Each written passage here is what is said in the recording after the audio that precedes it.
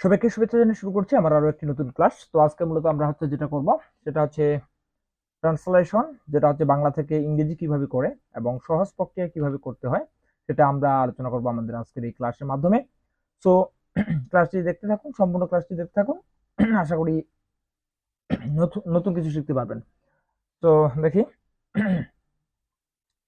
তো প্রথমে বলা আছে যে এক সময় ছিল যখন মানুষ ছিল অসহায়। মানে এমন একটা সময় ছিল যখন মানুষ ছিল অসহায়। তো তখন মানুষ ও পশুর মধ্যে তেমন কোনো পার্থক্য ছিল না। তো প্রথমে আমরা এইটুকু অংশের সমাধান করার চেষ্টা করব। যেমন বলছে এক সময়, এই এক সময় বা একদা, এক সময় এগুলো প্রকাশ করার জন্য আমাদেরকে ইংরেজিতে ব্যবহার করতে হয় ওয়ান্স। তাহলে আমরা এখানে বলতে পারি যে ওয়ান্স, একদা বা এক সময়। ঠিক আছে।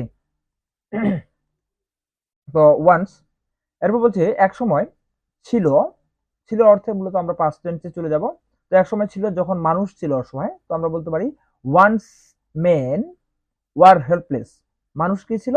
অসহায় ছিল। Main war helpless. এক সময় মানুষ ছিল অসহায়। এন্ড এবং, এবং আরো একটা কথা বলছে যেটা হচ্ছে যে দেয়ার ওয়াজ নো ডিফারেন্স। ডিফারেন্স মানে হচ্ছে কি, তখন মানুষ ও পশুর মধ্যে তেমন কোনো পার্থক্য ছিল না। এই যে দেয়ার ওয়াজ নো ডিফারেন্স। হ্যাঁ, তাদের মধ্যে তখন, মানে এই দেয়ারের অর্থটা এখানে আসবে না। দেয়ার ওয়াজ নো ডিফারেন্স, তখন পার্থক্য ছিল না। কার ছিল না?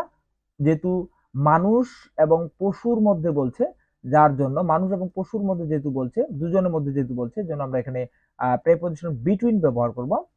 Between man and beast. তো মানুষ এবং পশুর মধ্যে তেমন কোনো পার্থক্য ছিল না। ঠিক আছে। এরপর বলছে যে বন্য জন্তুদের ভয়ে মানুষ সবসময় ভীত থাকতো। তাহলে কারা ভীত থাকতো? মানুষ। Main war always afraid.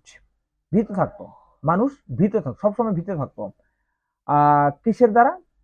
With fair, ভয়ে ভীত থাকতো। উইথ ফেয়ার, ভয়ে ভীত থাকতো। কার? Of the, of the wild animals. Wild animals অর্থাৎ বন্য জন্তু, মানে এই যে বনের যে জন্তুগুলো আছে সেগুলোর ভয়ে মানুষ কি থাকতো? সবসময় ভীত থাকতো। ঠিক আছে। মানে অ্যাফ্রেড, অ্যাফ্রেড মানে ফেয়ার, ফেয়ারে, ফেয়ার মানে ভয়, আর অ্যাফ্রেড মানে হচ্ছে ভীত। তো ভয়ে ভীত থাকতো। ওকে। এরপর বলছে তারা ঘর বানাতে জানতো না। তাহলে এই ক্ষেত্রে আমরা বলতে পারি যে they did not know, they did not, they did not know, did not know how to. এই যে হাউ টু, জানা, এবং হাউ টুর পরে মাস্ট বি ভার্বের বেস ফর্ম বসবে, এবং এটাকে বলা হবে হাউ টু প্লাস ইনফিনিটিভ। আমরা রুলস বলতে পারি। তো এখানে বলছে দে ডিড নট নো, তারা জানতো না, তারা জানে না। জানতো না হবে, মানে যেহেতু পাস্ট টেন্স, জানতো না হাউ টু বিল্ড, কি তৈরি করতে? হাউসেস। মানে তারা বাড়ি তৈরি করতে জানতো না। আচ্ছা। এরপর বলছে পোশাক, হাতিয়ার কিছুই বানাতে জানতো না। মানে শুধু বাড়ি নয়, তারা পোশাক এবং হাতিয়ার কোনোটাই বানাতে জানতো না। তাহলে আমরা বলতে পারি যে they could not, could not অর্থাৎ ক্যান এর পাস্ট ফর্ম হচ্ছে could, future in the past. They could not make clothes, তারা হচ্ছে কাপড় তৈরি করতে জানতো না বা পোশাক তৈরি করতে জানতো না। এবং হাতিয়ার, এখানে বলছে ক্লথস অ্যান্ড ওয়েপন্স, মানে হাতিয়ারও তৈরি করতে জানতো না আর কি। ওকে। এই যে জানতো না, এটার ইংরেজি আমরা করলাম। এখন বলছে তারা মাটির গর্তে কিংবা পাহাড়ের গুহায়, কিংবা মানে মাটির গর্তে অথবা মাটির ফ্লোরে বা মাটির উপরে আর কি, কিংবা পাহাড়ের গুহায়, কিংবা গাছে চড়ে রাত অতিবাহিত করত। ঠিক আছে। তো আমরা যেটা করব যে তারা, এই যে তারা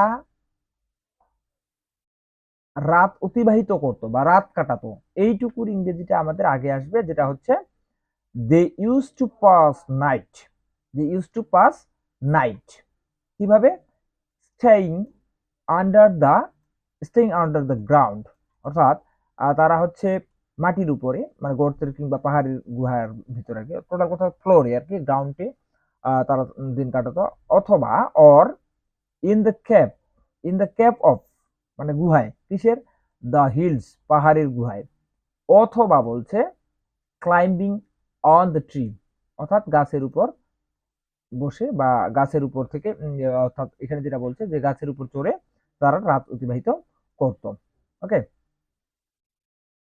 তো এই হচ্ছে আমাদের আজকের এই বাংলা ট্রান্সলেশন, অর্থাৎ বাংলা থেকে ইংরেজি করার যে প্রক্রিয়াটি রয়েছে সেই ইয়াটা অর্থাৎ এইখানে যে বাংলা ইয়াটা করা আছে, বাংলা অনুচ্ছেদটি রয়েছে, এটাকে ইংরেজি করার করতে বলা হয়, বিভিন্ন পরীক্ষা এগুলো আসে এবং এটি আসার মতো একটি প্যাসেজ যেটি আমি নির্বাচন করে এখানে আলোচনা করার চেষ্টা করলাম। তো সাথে থাকুন, পরবর্তী ক্লাস দেখতে থাকুন। ধন্যবাদ সবাইকে।